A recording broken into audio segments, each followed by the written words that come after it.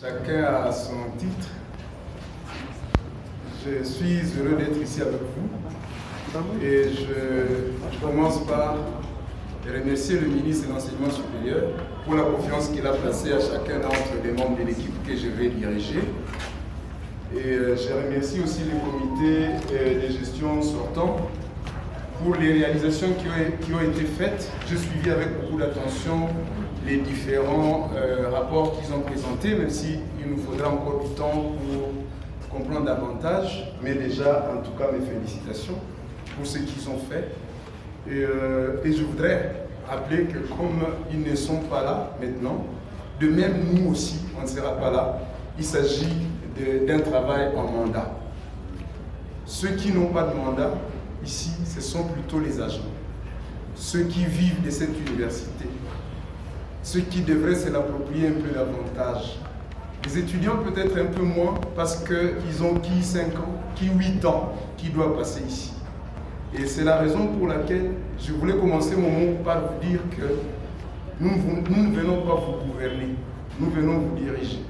Vous diriger, ça signifie tout simplement que nous essayons de voir quelle est votre vision des problèmes que vous avez et quelles sont vos solutions.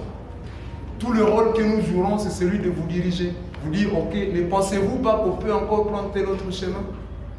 Évidemment, vu que nous sommes dans le secteur de l'enseignement supérieur qui est réglementé, et nous sommes tous et toutes des personnes raisonnables, toutes les propositions qui vont être faites, il faut qu'elles répondent à 2 critères.